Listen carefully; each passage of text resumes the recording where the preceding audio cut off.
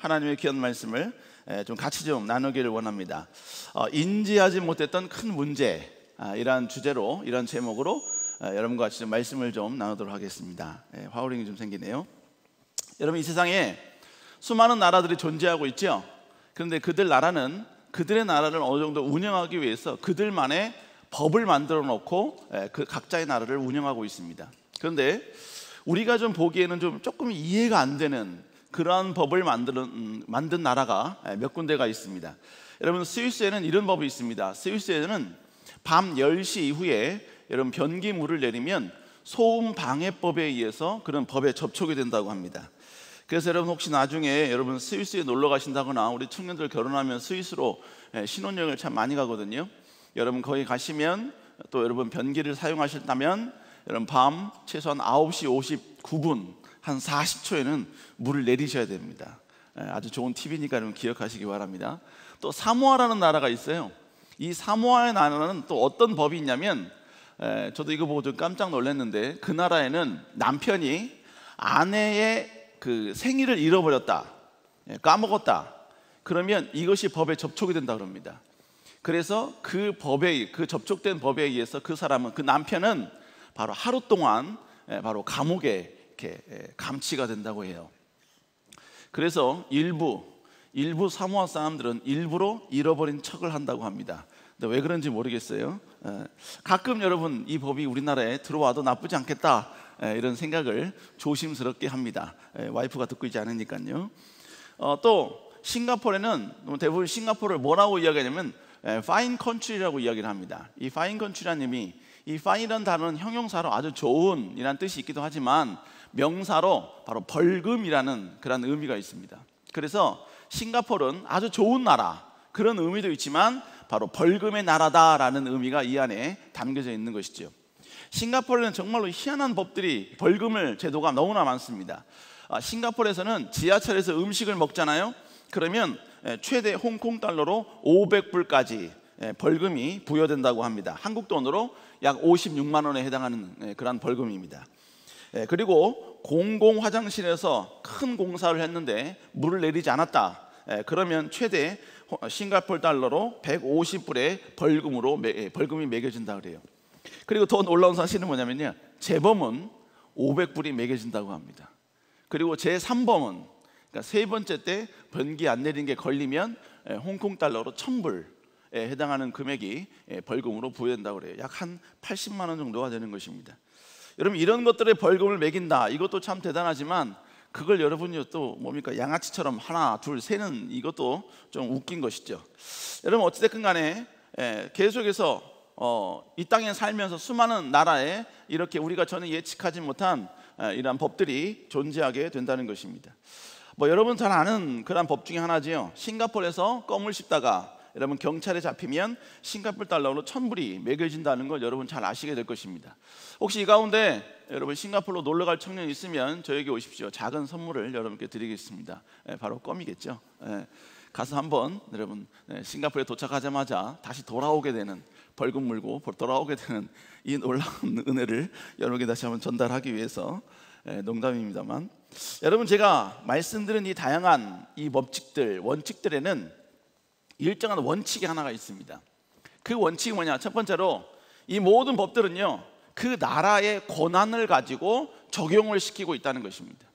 또 하나는 뭐냐면 이 법은 우리의 이해가 필요하지 않는다는 거죠. 나는 이 법이 이해가 안 되는데요, 나는 이 법이 납득이 안 되는데요, 여러분 그건 의미가 없다는 것입니다. 여러분, 그래서 검사들이나 아니면 우리나라도 변호사들이 주로 의뢰인들에게 주로 많이 듣는 언어가 바로 세상에 이런 법이 어디 있습니까? 이 단어라고 이야기를 합니다. 여러분, 그러나 우리의 이해 필요 없다는 것입니다.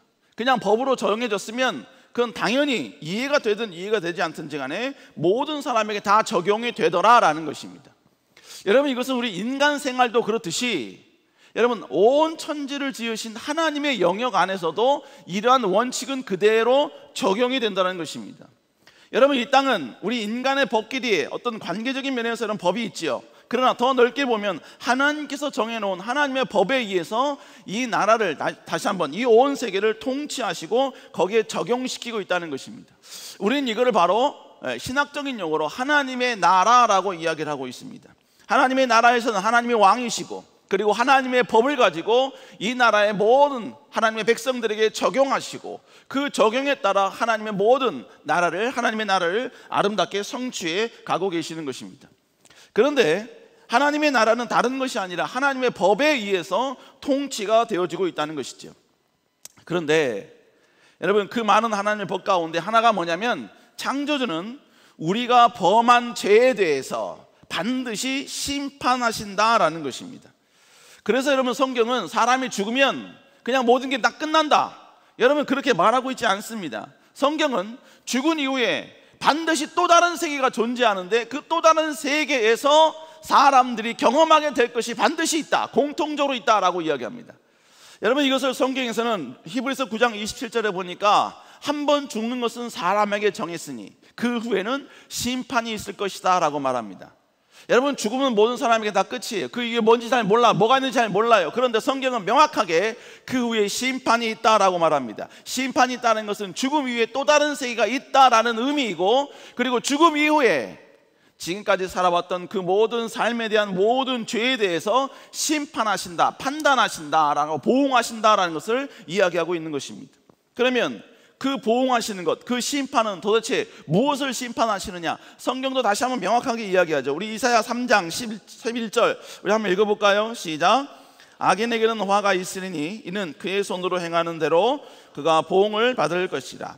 그가 손으로 행하는 모든 것에 따라 보응을 받게 된다라고 이야기합니다. 여기는 두 가지 의미가 있겠지요. 내가 선을 행했든지 아니면 악을 행했든지 어찌됐든지 이 두 가지의 나의 선택에 의해서 여러분, 결국 나중은 동일하게 이 두 가지에 따라서 우리는 심판을 받게 된다라는 것을 이야기하고 있는 것입니다. 그러니까 결국 계속해서 성경에서 이야기하고 있는 것은 우리의 죄가 문제다, 우리가 인식하지 못했지만 그런 게 과연 있었어? 라고 생각할 수 있지만, 그러나 성경은 계속해서 우리에게 이야기하는 것은 바로 죄가 문제다라는 사실을 우리에게 지속적으로 이야기하고 있는 것입니다. 여러분, 우리 삶도 마찬가지죠. 우리 삶도요, 별거 아닌 것 같지만 일상적으로 생활하지만 그 일상적인 삶을 분석을 해보면 우리도 나름대로 죄에 대해서 나름대로 보응하는 인생을 살아가고 있습니다. 그리고 보응하는 것이 당연하다라고 생각하고 있다는 것이죠. 여러분 가운데 미워하는 사람이 있을 거예요. 미워하는 사람. 여러분, 왜 미워하죠? 여러분, 미워하는 사람이 너무나 이쁘고 잘생겨서 미워하는 사람은 없을 겁니다. 너무나 옷을 잘 입어서, 학벌이 너무 좋아서 그래서 나의 미움의 대상이 된다, 전혀 그렇지 않습니다. 우리가 미워하는 이유는 단 하나입니다. 그 사람이 나에게 어떤 죄를 지었기 때문이지요. 그러니까 연약한 내 입장에서 죄를 지은 그에게 내가 할 수 있는 보복은 뭐예요? 미움입니다. 그에게 어떤 혜택을 주지 않는 거예요. 그에게 어떤 여러분 좋은, 내가 그에게 베풀 수 있는 여러 호의들 전혀 베풀지 않는 거예요. 그게 내 입장에서 그에게 그의 죄에 대한 나의 보응이라는 이야기인 것입니다. 여러분뿐만 아니라 여러분 친한 친구일지라도 갑자기 둘이 멀어지고 원수가 되는 것, 그래서 완전히 갈라지게 되는 것, 그래서 그와 같이 뭡니까? 더 이상 어떤 여러분 만남도 없는 것, 이 모든 게 다 뭡니까? 죄 때문이란 이야기죠. 죄가 문제가 되었다라는 것입니다. 여러분, 이건 하나님 나라도 마찬가지라는 얘기죠. 하나님 나라에서는 지속적으로 하나님은 계속해서 우리에게 여러분 우리의 학벌, 우리의 실력, 우리의 능력, 우리의 지혜, 공부하는 어떤 그런 것들, 아니면 여러분 대학생활의 GPA, 아니면 여러분 회사에서 어떤 여러분 대우, 어떤 평가들, 여러분 그거에 하나님은 관심 갖지 않습니다. 그거에 집중적으로 하지 않아요. 집중하지 않습니다. 성경에서 가장 중요시 여기는 것, 가장 심각하게 우리에게 이야기하는 것은 바로 죄다라는 사실을 우리에게 지속적으로 이야기하고 있는 것이지요. 그런데 여러분, 이 죄가 가지고 있는 거에 무서움이 있어요. 이 죄가 가지고 있는 거에 심각성이 있다는 겁니다. 그 심각성은 뭐냐? 첫 번째로 여러분, 죄는 자기 스스로 그 죄값을 치루어야 된다라는 겁니다. 내가 지은 죄를 누구도 여러분요 그 죄값을 치를 수 없다는 거예요. 내가 잘못했으면 내가 지은 죄에 대한 그 모든 죄값을 바로 그 사람이 전부 다 받아들여야 된다라는 것입니다. 여러분, 제가 외모는 이렇게 생겼지만 그래도 하나님의 은혜로 한 몇 년 전에 미국에 가서 제가 유학을 좀 하고 왔습니다. 여러분, 그때 제가 아무것도 모르잖아요. 완전 시스템과 분위기와 환경이 완전히 한국과는 미국은 다릅니다. 근데 제가 가기 전에 들었던 생각은 뭐였냐면, 절대로 경찰이 뒤에서 날 잡으면 절대로 내리면 안 된다. 그리고 절대로 순응해야 된다. 그리고 절대로 손을 경찰에게 보여야 된다. 저는 이것만 기억을 하고 듣고 이제 미국에 갔습니다. 그런데 미국에서는 뭐가 있냐면요, 이제 시간에 좀 유용성을 두고 오전 7시부터 9시까지 거기는 스쿨존을 적용을 시킵니다. 그래서 스쿨존이 시작되는 시작점에 깜빡깜빡 이게 신호등이 켜져 있으면 지금 지켜야 돼요. 그래서 20마일 미만으로 운전을 해야 됩니다. 그런데 제가 그때 약 한 8시 한 50분 정도 됐을 겁니다. 급하게 나오다 보니까 그냥 30마일로 훅 지나가 버렸어요. 그랬더니 경찰이 뒤에서 잡는 겁니다. 잡을 때 제가 어디서 들은 건 있어가지고요, 어떻게 했냐면요, 그 운전대 바로 위에 손을 이렇게 바짝 이렇게 올려놨습니다. 왜냐하면 총 맞기 싫어서.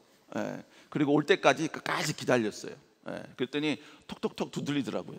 그래서 창문 내려주고 이런저런 이야기를 했어요. 결론은 뭐냐? 벌금이 나왔습니다. 벌금이 나왔어요.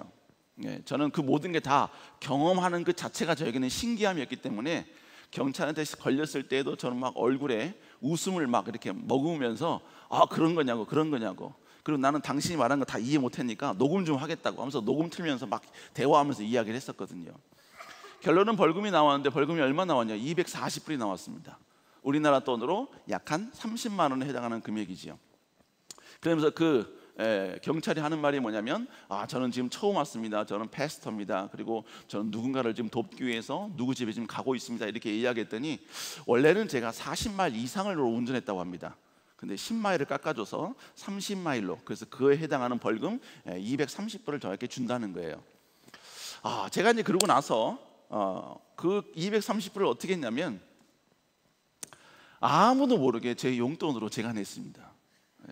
저희 와이프도 지금 제가 그 벌금을 냈는지 모릅니다. 제가 실수했으니까 그건 제가 알아서 해야 하는 것이죠. 여러분이 지었던 여러분의 죄는 누가 대신 치러주는 게 아닙니다. 누가 그걸 여러분 대신해서 그 죄를 대신해서 값을 치러주는 건 절대로 아니라는 것입니다.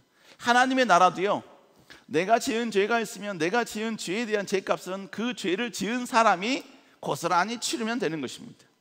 또 여러분, 죄가 가지고 있는 두 번째 또 중요도가 뭐냐면, 여러분, 죄는 반드시 보응이 뒤따르게 되어 있다라는 것이죠. 각 나라마다 여러분 많은 법의 조항들이 있잖아요. 그 많은 법의 조항들을 보면 주로 일정한 스타일을 유지하면서 법 조항을 기록을 해놨습니다. 첫 번째가 뭐냐면, 지금 이 법에서 죄가 무엇인가를 먼저 정의를 해놨어요. 그리고 두 번째는 뭐냐면, 이 죄에 대해서 어떻게 판결할 것인가, 최대 형량과 그 다음에 최고의 그 형량을 나름대로 그렇게 정해놨다는 것이죠. 예를 들면 이런 거예요. 형법, 우리나라 형법 제307조는요 명예훼손죄를 규정해놨다고 합니다. 거기에 전반부에 뭐가 나오냐면, 바로 사실 즉시 명예훼손이 무엇인지, 또 허위 사실 즉시 명예훼손이 무엇인지, 이 명예훼손에 대한 정의를 먼저 기록을 해놨어요. 그리고 이 각자 다른 이 명예훼손, 사실 즉시와 허위 즉시 명예훼손에 대해서 어떻게 판결을 내릴 것인가, 최대치는 얼마큼 할 것이고 벌금은 어느 정도 할 것인가, 여러분 이 모든 것들이 기록된 것이 바로 형법 307조입니다. 여러분, 이건 하나님 나라도 마찬가지예요. 하나님 나라도요, 뭘 이야기해놓느냐, 죄가 무엇인가를 정의해놨습니다. 그리고 그 다음에 정해놓은 게 뭐냐, 이 죄에 대한 보응은 뭔가, 이 죄를 저지른 사람은 어떤 대가를 치러야 되는가, 여러분 이 사실을 명확하게 기록을 해놨다는 것이죠. 여러분, 죄가 무엇인가, 여러분 시간 관계상 이건 스킵을 할게요. 대신에 여러분, 죄를 지었으면 그 죄에 대해서 어떤 보상이 있는가, 어떤 대가를 치러야 되는가, 성경은 간단하게 이야기합니다. 로마서 6장 23절에 보니까 이렇게 이야기합니다. 죄의 삭은 사망이에요. 삭이라는 얘기는 값이겠죠. 내가 죄를 지었으면 그 죄에 대한 값을 치러야 된다는 것이죠. 그런데 그 값이 뭐냐, 사망이다 라고 이야기를 하고 있습니다. 여기서 사망은 뭘 말하느냐, 여러분 안타깝게도 이 사망은 결국 우리에게 불리한, 우리에게 불편한, 우리에게 고통을 주는 그 모든 것들을 전부 다 통칭해서 하는 말입니다. 결국 여러분 오늘의 이 말하는 사망의 여러분 안 좋은 부분은 결국 뭘 의미하느냐? 바로 지옥을 말하게 되는 것입니다. 여러분, 그렇기 때문에 성경은 우리가 이 땅을 살아가면서 수없이 많은 죄를 짓고 많은 여러분 행동을 하면서 결국 죽고 난 이후에 아무것이 없다, 아무것도 없을 거야, 그렇게 추측한 사람이라 할지라도 모든 사람들은 결국 심판대 앞에 가게 되고 그 심판대 앞에서 지금까지 내가 지었던 그 모든 죄에 대해서 판결을 받게 되는데, 그것이 결국은 뭐냐? 지옥이라는 것이죠. 여러분, 우리 인간들은 죽은 이후에 모든 것이 다 끝났다, 어떤 사람은 그냥 아무것도 없다, 죽음과 함께 그냥 우리의 모든 존재는 사라지는 것이다, 우리는 그렇게 이야기하는 사람들도 우리 주변에서 만나게 되죠. 여러분, 그러면 만약 그렇다면 우리는 절대로 죽음에 대한 공포를 느껴서는 안 됩니다. 죽음에 대해서 여러분 두려워한다거나 죽음 자체가 나에게 온다는 것에 대해서 무서워한다거나, 아니면 여러분 죽음에 이를 수밖에 없는 어떤 병과 죽음에 이를 수밖에 없는 사건 사고를 경험했을 때, 여러분 우리는 죽은 이후에 아무것도 아닌 게 되는 거니까, 사라지게 되는 것인가, 죽음에 대해서 덤덤하게 받아들이고 죽음에 대해서 전혀 두려운 마음이 없어야 된다는 것이죠. 그러나 여러분, 모든 인간들은 죽음에 대한 공포가 있습니다. 여러분, 이건 뭘 말하느냐? 하나님은 인간의 마음 가운데 하나님을 알지 못하는 존재라 할지라도 창조주에 대한 그 인식과, 그리고 여러분 어느 정도 납득할 수 있는 이 모든 것들을 인간의 본연 속에 숨겨두셨고 여러분 내주하게 하셨다는 것입니다. 뿐만 아니라 여러분, 만약에 여러분 천국과 지옥이 없다면 여러분 이 세상에서는 마음껏 살아도 상관없는 거 아닙니까? 그냥 여러분이 어차피 여러분 죽어서는 천국과 지옥이 없어지는데, 이 땅에 살아있는 동안 내 명예, 내 권력, 여러분 그까짓 거 여러분 그냥 내 쾌락을 위해서 다 포기하고 그냥 마음대로 살면 되는 거 아닙니까? 그냥 내가 즐기고 싶은 대로 막 살면 되는 거 아닙니까?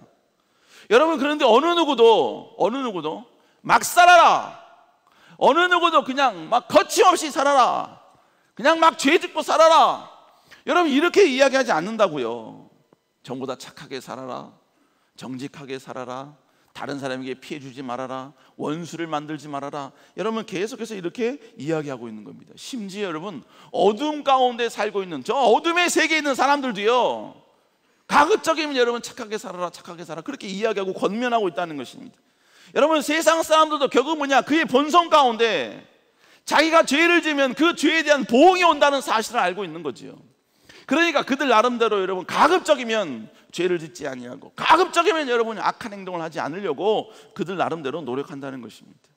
여러분, 결국 결론은요, 지금까지 말했던 모든 결론들은 뭐냐? 우리는 이 세상에 살면서 결국 많은 죄를 짓게 될 수밖에 없다는 얘기죠. 그리고 결국 죽음이 어떻게 되느냐? 심판대 앞에 서게 되는 것이고, 그 심판대 앞에서는 내가 지금까지 살았던 모든 죄에 대한 그 죄값을 받게 된다, 이것을 우리에게 이야기하고 있는 것이죠. 그리고 그 심판에 대한 값은, 결론은 여러분 결국 우리가 입에 담고 싶지 않은, 여러분 바로 그 지옥이라는 그러한 영역이다 라는 것을 성경은 계속해서 우리에게 이야기하고 있는 것입니다. 여러분, 이게 하나님 나라의 룰입니다. 하나님 나라의 법칙이에요.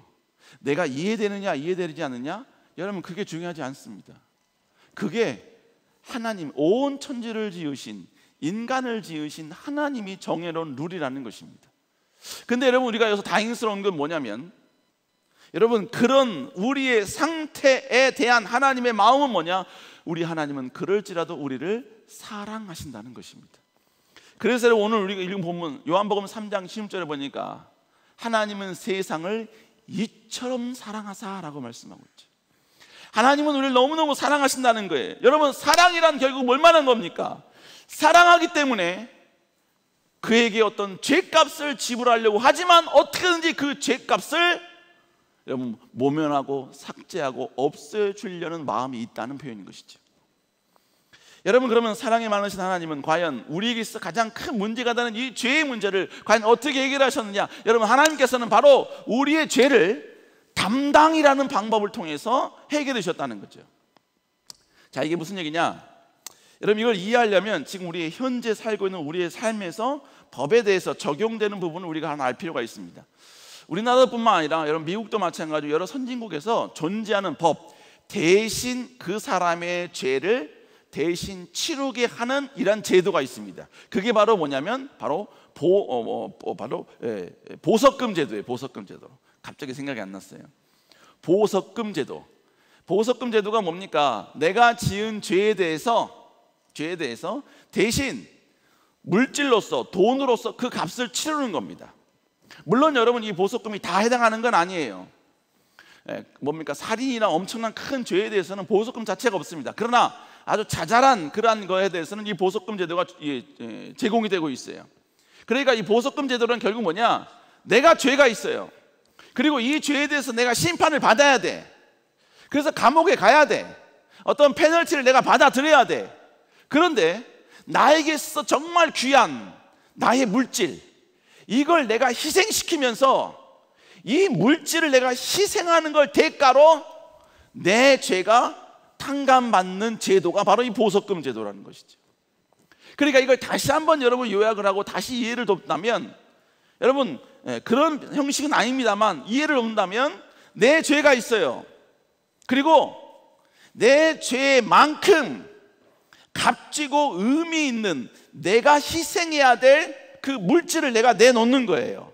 그리고 내 죄를 이 물질에게 대신 전가하고 이 죄를 이 물질에게 담당을 시키는 겁니다. 그래서 이 물질은 내 죄를 담당했기 때문에 이 물질은 나에게 돌아가는 게 아니라 다른 누군가에게 돌아가는 거죠. 네, 제가 사라졌네요. 다시 들어가겠습니다. 개목걸이도 아니고 한 요 정도만 움직여야 될 것 같습니다. 여러분, 이것은 뭘 말하느냐? 우리 하나님도 이와 동일한 방식으로 우리의 죄를 용서해 주셨다는 거예요. 그런데 이러한 용서 방법은 뭐냐? 그 밑바닥에 하나님의 사랑이 깔려 있기 때문에 이 모든 과정을 하나님께서 우리에게 베풀어 주셨다는 것입니다. 여러분, 그래서 하나님께서는 우리의 죄를 용서하시는 이 모든 방법을 향하여서 이렇게 이야기하십니다. 이사야 53장 6절 한번 읽어볼까요? 시작. 그릇 행하여 각기 제 길로 갔거늘 여호와께서는 우리 무리의 죄악을 그에게 담당시켜. 다 읽어보세요. 우리의 모든 죄악을 그에게 담당시키셨다라고 이야기합니다. 그런데 여기서 말하는 그는 누구냐? 바로 예수 그리스도였다는 것입니다. 여러분, 우리의 죄가 너무나 중하기 때문에 우리의 죄를 담당하는 존재는 하찮은 존재가 되어서는 아니 돼요. 하나님의 입장에서 우리를 너무 사랑하기 때문에 우리의 죄를 용서하려면 우리의 죄값만큼, 죄의 가치만큼 하나님의 입장에서는 더 고귀하고 더 가치 있고 더 의미 있는 것을 희생해야만 했다는 것입니다. 그래서 여러분, 하나님께서 선택한 존재가 누구냐? 바로 하나님의 아들이신 예수 그리스도이셨다는 것이죠. 그래서 여러분, 예수 그리스도를 희생함을 통하여서, 예수님을 여러분 희생함을 통하여서 우리에게 있는 모든 죄를 하나님께서는 전부 다 용서하시는 이 놀라운 은혜의 방법을 하나님께서는 역사해 주셨다는 것이죠.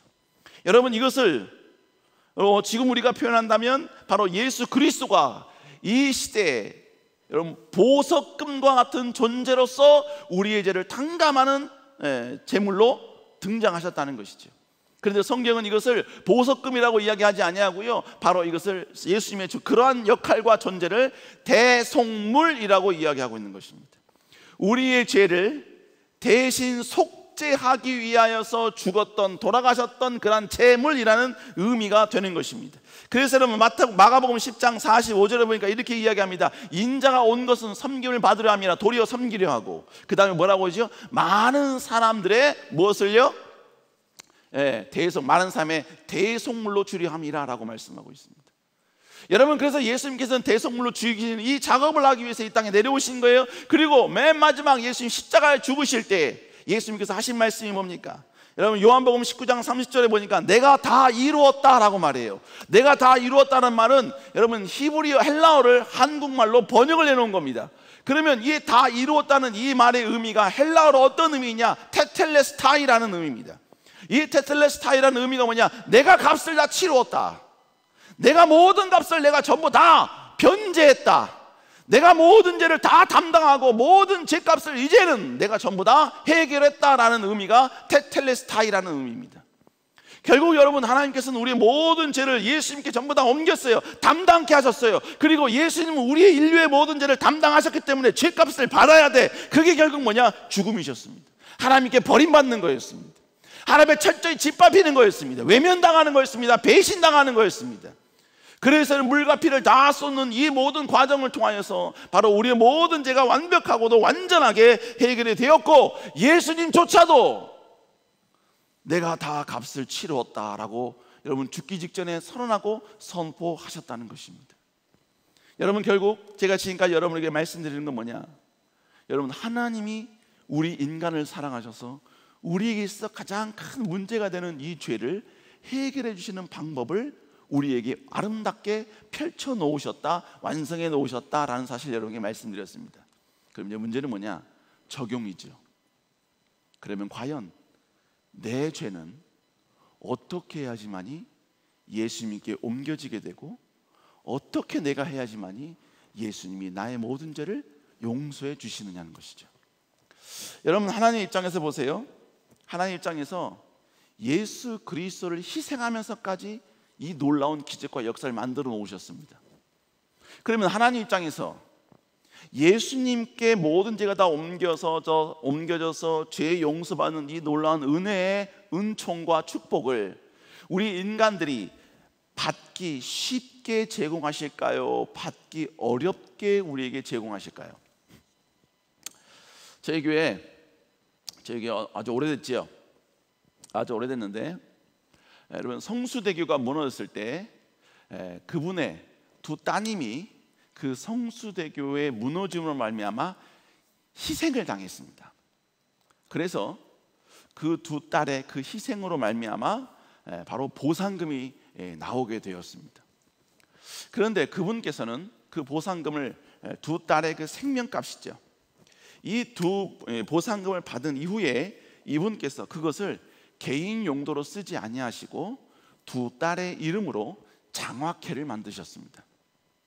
그리고 그때부터 어려운 청년들, 그리고 어려운 중고등부 학생들에게 바로 이 장학금을 계속해서 그들에게 주기 시작하셨습니다. 한번 여러분께 여쭤볼게요. 그 장학금 제도를 통하여, 장학회를 통해서 장학금을 받는 것을 이 분께서는 어렵게 받도록 하셨을까요? 아니면 누구나 다 받을 수 있도록 그분께서는 모든 시스템을 만들어 놓으셨을까요? 전자일까요? 후자일까요? 어렵게 받게 하셨을까요? 아니면 쉽게 받게 하셨을까요? 쉽게 받게 하셨어요. 왜요? 자기 두 딸이 여러분 희생한 그 값이기 때문에 그렇습니다. 여러분, 우리 하나님도 마찬가지예요. 우리 하나님도 정말로 존귀하신 예수 그리스도를 희생함을 통하여서 여러분 우리의 죄가 변제될 수 있는 이 방법을 만드셨는데, 이 변제되게 하는 게 사람들에게 적용되어 어렵게 하시겠다? 여러분, 그건 사랑의 하나님이 아니시죠. 그래서 여러분, 하나님께서는 인간이 예수님을 통하여서 그의 모든 죄가 다 용서받을 수 있는 이 방법, 이 기준을 낮추고 더 이상 낮출 수 없는 단계까지 낮추셨어요. 그 낮춘 기준이 뭔지 아십니까? 여러분이 지금까지 살면서 수없이 들었던 내용입니다. 수없이 들었던, 여러분 귀에 따갑도록 들었던 여러분 단순한 명제입니다. 그게 바로 뭐냐? 예수님만 믿으라는 거예요. 예수님만 믿으면 네가 어떤 죄, 어떤 실수, 어떤 잘못이 있다 할지라도 그 모든 죄는 전부 다 하나님께서 예수님께 옮겨 너의 모든 죄를 깨끗하게 씻어주시겠다라고 말씀하고 있습니다. 여러분, 그래서 성경에 보면요, 예수님은 이 놀라운, 여러분 기준을 너무 낮추다 보니까 사람들이 믿지를 못해요. 진짜야? 말이 안 되는데? 이성적으로 납득이 안 되는데?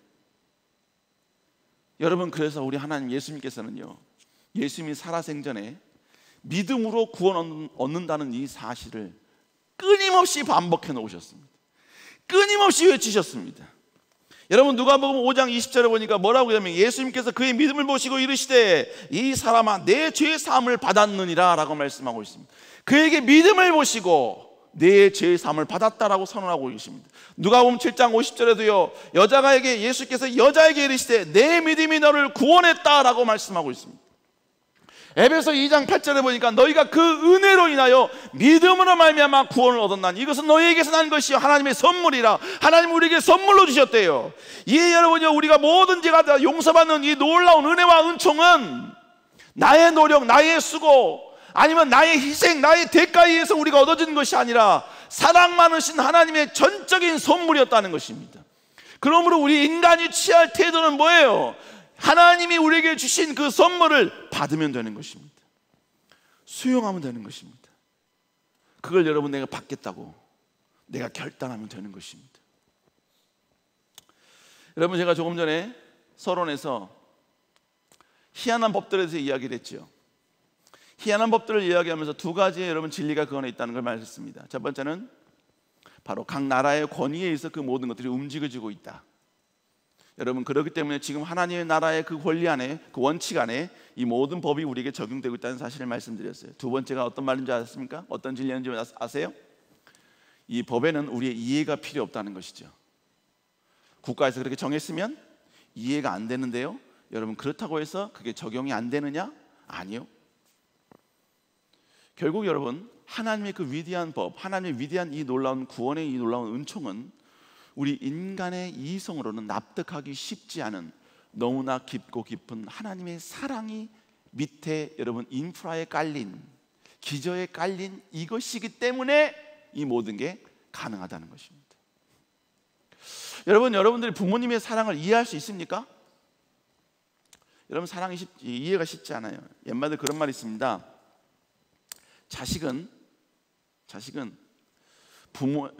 부모는 자식의 똥을 치울 수는 있어도 자식은 부모의 똥을 별자로 치울 수 없다고 이야기하고 있습니다. 여러분, 자녀의 아픔이 있다면 그 자녀의 아픔을 부모는 평생 끌어안고 자녀를 위해서 희생할 수가 있습니다. 그런데 옛말에도 여러분, 부모의 3년 병치레는 효자가 나타날 수 없다라고 이야기를 하고 있습니다. 네.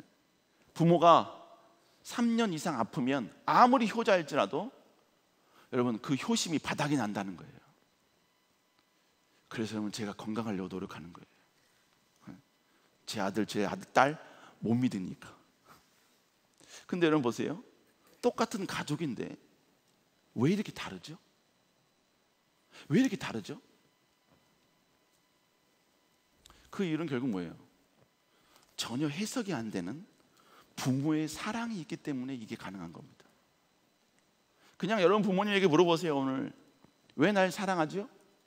여러분, 이유가 있을까요? 까닭이 있을까요? 아니요, 까닭이 없어요. 이유가 없어요. 그래서 부모의 사랑은 일방적 사랑입니다. 여러분, 하나님의 이 사랑도 마찬가지라는 얘기예요. 우리 인간의 이성으로는 도저히 납득이 안 되는, 해석이 안 되는 그 어마어마한 하나님의 선물, 예수를 믿기만 하면 우리의 모든 죄가 다 용서된다는 이 놀라운 선물이 우리에게 주어졌다는 것입니다. 여러분, 그래서 이 놀라운 하나님의 선물은 성경에 보면 이해해라 그렇게 말하지 않아요. 너희들 한번 이성적으로, 합리적으로 이 모든 걸 전부 다 납득할 수 있도록 노력해라, 성경은 그렇게 이야기하지 않습니다. 그냥 믿어라 라고 이야기해요. 믿으면 된다라고 이야기합니다. 여러분, 우리의 삶의 대부분은요 다 믿음을 근거로 한 겁니다. 믿음을 근거로. 여러분, 지금 옆에 앉은 사람이 누군지 다 알죠? 그죠? 근데 앞에 앉은 사람이 누군지 잘 모를 거예요. 그죠? 앞에 있는 사람이 갑자기 칼을 꺼내서 여러분 옆으로 찌를 수도 있잖아요. 그렇잖아요? 근데 어느 누구도 지금 여기 그런 두려움 가운데 있는 사람은 없습니다. 그렇죠? 여러분, 혹시 여러분 제가 지금 배가 좀 나왔는데 이 나온 배에다 여러분 폭탄을 설치해서 여러분 으아씨 하면서 나올 수 있잖아요. 근데 어느 누구도 여러분요 그거 여러분 그렇게 생각하는 사람이 여기 전혀 없어요. 지금 여러분이 앉아있는 이 장소, 이 3층은요 우리가 지하 3층과 여러분 3층이 있기 때문에 여러분 6층이 있는 거예요. 여기 지금 어마어마한 많은 청년들이 앉아 있습니다. 이 많은 청년들이 앉아 있으면 여러분 기둥도 없는 이 자리에 앉아 있으면 무너질 수도 있잖아요. 근데 여러분 어느 누구도 여기서 무너질 거라고 생각하는 사람 아무도 없어요. 그렇다고 여러분들이 이성적으로 무너지지 않을 걸 다 확인했느냐? 아니요. 이 건물은 무너지지 않을 거라는 믿음이 있으니까 여러분 여기 오신 거예요. 점심 많이 드시고 오신 분들은 조심해야겠지만 여러분, 이 세상에 있는 모든 것들은 다 뭐예요? 믿음을 근거로 합니다. 제가 몇 번 이야기했는데 여러분 부모님이 진짜 여러분 부모인지 어떻게 알아요? 그죠? 다 믿음인 거예요. 뭐 닮았는데요? 여러분, 저희 와이프로 저도 오랫동안 결혼 생활하다 보니까 서로 닮아가요. 그렇다고 와이프를 제가 낳은 겁니까? 제가 와이프를 낳은 거예요? 와이프가 저를 낳았습니까? 아니잖아요. 여러분, 모든 걸 다 믿음을 근거로 모든 시스템이 다 움직이고 돌아가고 있는데, 그런데 여러분, 꼭 여러분, 인간은 하나님께서 동일하게 너희들이 지금까지 해왔던 방식대로 그냥 믿어라 라고 말함에도 불구하고 꼭 이 부분에 관해서는 이걸 꼭 합리성으로 이해가 안 되는데요, 납득이 안 되는데요, 꼭 이 부분에 관해서는 이해력을 여러분 요구한다는 거죠. 여러분, 성경은 그렇지 않습니다. 이해가 필요 없어요. 하나님이 정해놓은 이 모든 것들을 받아들이고 수용하면 되는 것입니다. 여러분, 결론을 맺고자 합니다. 두 가지만 여러분에게 말씀드리고 결론을 맺으려고 합니다. 두 가지씩이나 간단하게 할게요.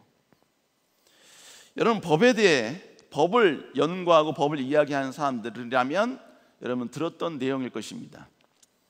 어떤 내용이냐면 이런 내용입니다. Ignorance of the law is no excuse. 이게 무슨 얘기입니까? 법에 대한 무지는 절대로 변명이 될 수 없다. 법에 대해서 무지했다고 해서 그 사람은 절대로 용서가 되는 게 아니다. 절대로 그에게 배려해 주는 건 아니다. 무슨 얘기예요?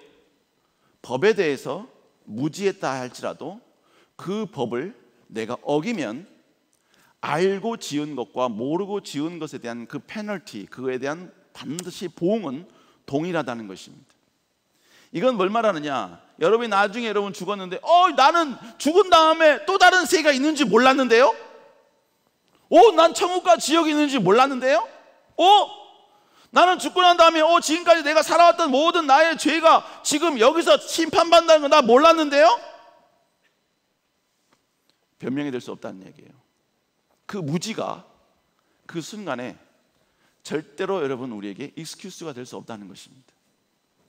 또 하나 알아야 될 것은 여러분, 확률적으로 하나님의 말씀을 믿는 게 우리에게 유익이라는 것이죠.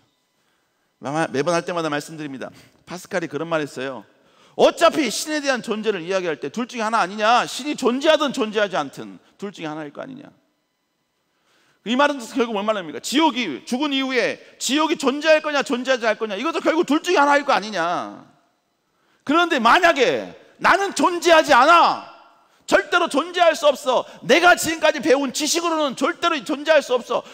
저 여기서 도대체 얼마큼 많은 지식이 있는지 모르겠습니다만 내 지식으로는 그건 이해할 수 없어, 납득할 수 없어. 여러분, 그렇게 믿고 있다가 죽고 난 다음에 실제로 있으면 어떻게 할 거냐 이거죠. 실제로 네가 없다, 존재하지 않는다라고 계신 그 신이 존재하면 어떻게 할 거냐는 것입니다. 그러면서 파스칼은 수학자이면서 과학자고 물리학자인 이 파스칼은 여러분 합리적인 확률적 계산을 사람들에게 던집니다. 그러니까 차라리 없다고 믿는 것보다 있다고 믿는 것이 훨씬 더 지혜로운 선택이다. 우리 사랑하는 여러분, 이 땅에 존재하는 이 모든 것들, 제가 이제 오늘 설교를 준비하면서 어떤 말씀으로 계속 할 것인가 정말 고뇌를 많이 했습니다. 이것 말고도 또 한 편을 준비했었는데 그 한 편을 날렸어요. 버렸어요. 그 한 편 속에 로마서 1장 20절에 있는 말씀, 하나님이 창조한 이 모든 삼라만상 가운데 하나님께서는 하나님의 신성을 담아 놓으셨다는 거예요. 그래서 이 땅에 존재하는 그 모든 것들을 볼 때마다 창조들을 인정하지 않을 수가 없다라는 성경이 있습니다. 여러분, 우리가 지금 계속해서 기적이 반복되니까 그것이 일상이 돼버린 거죠. 어떤 과학책을 보니까 지구가, 여러분, 이 지구가 공중 위에 뜨려면 반지름이 서울에서 부산까지 되는 반지름의 쇠 사슬이 있어야 지구를 간신히 들 수 있다고 이야기합니다. 그럼에도 불구하고 그 어떤 힘, 노력도 없이 지구는 여러분 계속해서 지금 이렇게 떠 있고 전혀 어떤 여러분 외압도 어떤 힘도 에너지도 공급되지 않음에도 불구하고 끊임없이 돌아가고 있습니다. 그리고 이 변동, 돌아감이 전혀 변화 없이 지금 계속 추진되고 있다는 것이죠. 여러분, 그 모든 것들 속에 뭐가 담겨져 있냐? 하나님의 신성과 하나님의 살아계심과 하나님의 창조주의 위대함이 그 안에 담겨져 있다는 것입니다. 우리 사랑하는 청년 여러분, 여러분, 하나님은, 창조주는 반드시 존재할 수밖에 없습니다. 그리고 그분께서는 우리 인간의 이 세상, 즉 살아있는 세상에 집중하는 것이 아니라 죽은 이후의 세계에 대해서 우리에게 끊임없이 이야기하고 있습니다. 혹자들은, 기독교는 죽기 이전까지의 삶을 이야기한다라고 여러분 그렇게 오해합니다. 그렇지 않습니다. 여러분, 기독교는 죽기 이전까지의 삶을 이야기하는 게 아니라 죽은 이후의 삶을 여러분 확실히 보장하고 준비하는 것이 기독교입니다. 그렇다고 이 세상의 삶을 막 살아라? 그렇지 않죠. 죽은 이후에 살게 될 저 아름다운 미래의 세계, 죽음 이후의 세계를 준비하고 여러분이 그 아름다운 삶을 위해서 지금의 이 생명 있는 이 세대를 살아가고 있는 것입니다. 여러분, 다시 한번 오늘 이렇게 함께 만나서 이야기를 나누는 우리 귀한 청년들 다시 한번 만나서 반갑고요. 다시 한번 여러분 삶에도 생각을 다시 한번 조금씩 여러분 수정해서 더욱더 하나님께 나오고 하나님을 인정하고 하나님이 만들어 놓은 이 놀라운 은혜를 마음껏 경험하고 누려볼 수 있는 여러분 되시기를 주의 이름으로 축복합니다.